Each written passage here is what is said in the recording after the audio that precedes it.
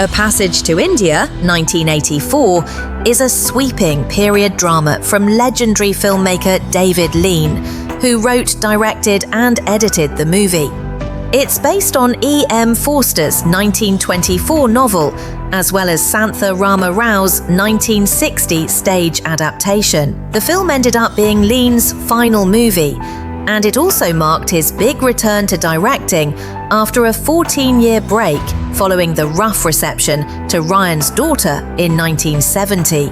Set in the 1920s during the British Raj, the story takes place in the fictional Indian city of Chandrapur.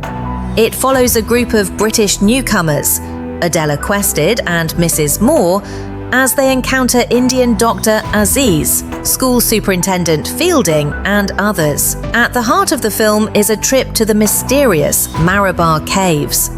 What happens there leads to an accusation against Aziz, a major trial, and a wave of racial and cultural tension that changes everyone involved. The cast includes Judy Davis as Adela, Victor Banerjee as Aziz, Peggy Ashcroft as Mrs. Moore, James Fox as Fielding, Alec Guinness as Professor Godboll, and Nigel Havers as Ronnie Heaslop.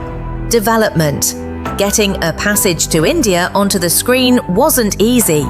E.M. Forster was very protective of the novel and didn't trust film to capture its subtle balance between British and Indian perspectives. He was especially concerned about the ambiguity surrounding the caves incident. Forster did allow Santha Rama Rao to adapt the book for the stage, but he turned down film proposals from major names, including Satyajit Ray. After Forster died in 1970, the rights were controlled by King's College, Cambridge. For years, the estate blocked attempts from filmmakers such as Joseph Losey, Merchant Ivory, and others. That changed around 1980-1981, when the rights became available under a more film-friendly executor. Producer John Brabourne, also known as Lord Brabourne, and his partner Richard Goodwin had been trying to get the rights for years. They finally secured them in March 1981. The deal required Santha Rama Rao to be involved with the screenplay, and the estate also had to approve the director. Brabourne wanted David Lean.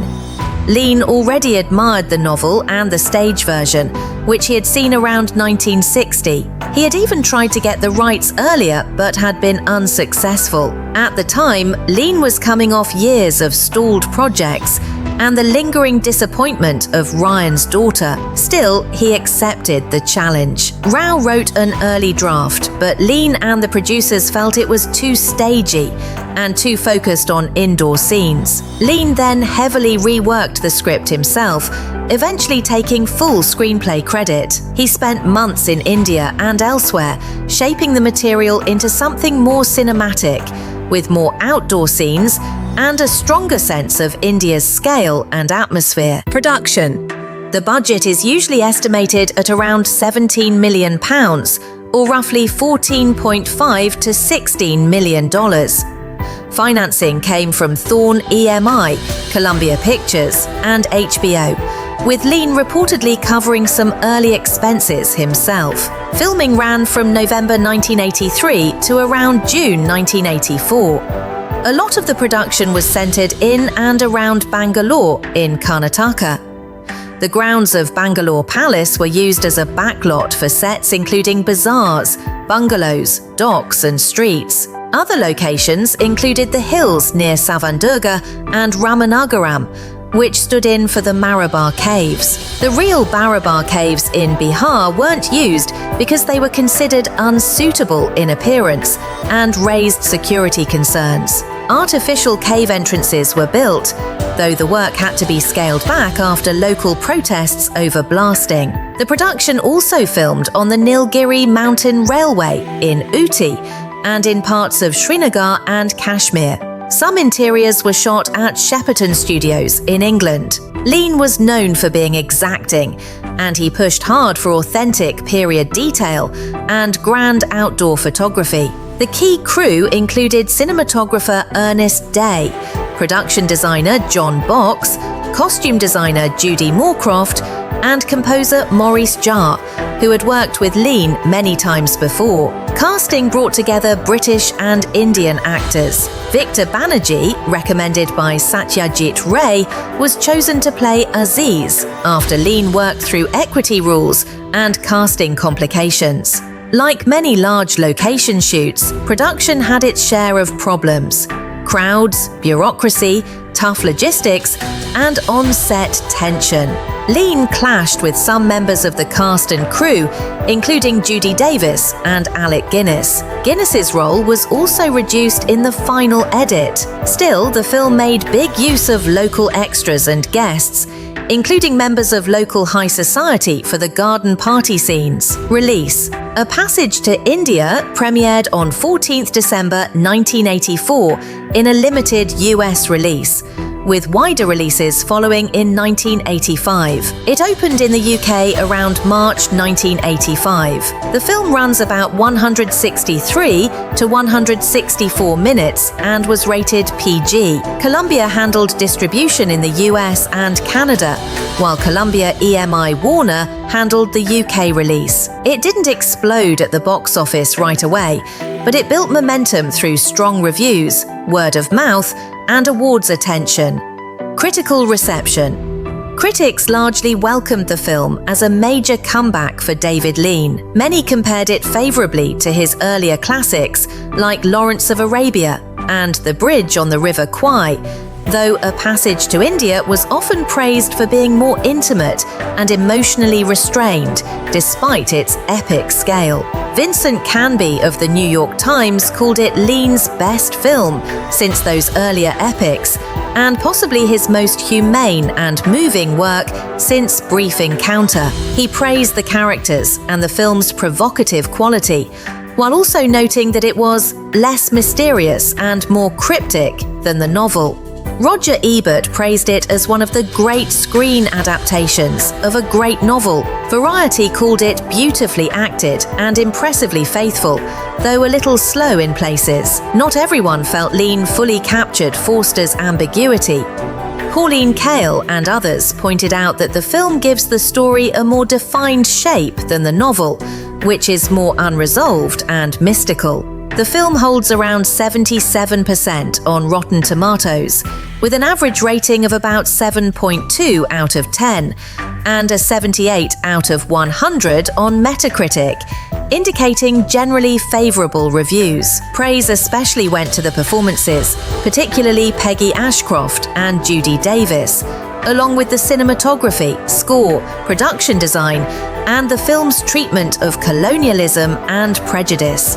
At the Academy Awards, A Passage to India received 11 nominations, including Best Picture, Best Director, Best Actress for Judy Davis, Best Adapted Screenplay, Best Cinematography, and Best Art Direction. It won 2 Oscars, Best Supporting Actress for Peggy Ashcroft and Best Original Score for Maurice Jarre. Ashcroft, at 77, became the oldest winner of Best Supporting Actress at the time. Jarre's win was his 3rd Oscar. The film also won major critics' prizes, including awards from the New York Film Critics Circle and the National Board of Review, along with Golden Globe and BAFTA recognition.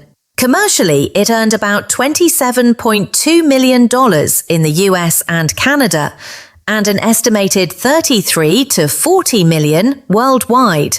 That made it a solid success for a long, literary prestige drama, even if it wasn't a blockbuster. Modification legacy. As David Lean's final film, A Passage to India, holds an important place in his career. He died in 1991, so the movie now stands as his swan song. It helped restore much of his reputation after the difficult years following Ryan's Daughter, and is widely seen as a major late-career achievement. The film also fits into the 1980s wave of British interest in stories about the Raj, alongside works like Gandhi and The Jewel in the Crown. Today, it's remembered for its visual beauty, strong ensemble cast, and thoughtful look at empire, prejudice, misunderstanding, and human connection. Peggy Ashcroft's performance remains especially celebrated. At the same time, some parts of the film have aged less well. Alec Guinness's casting as an Indian character is now often criticized as outdated and inappropriate. Even so, A Passage to India remains one of the most respected literary adaptations of its era. It is still available on home video and Blu-ray in restored editions, and is frequently discussed as part of Lean's body of work and the broader history of colonial-era cinema. Overall, it's a polished, ambitious final statement from one of cinema's great epic filmmakers.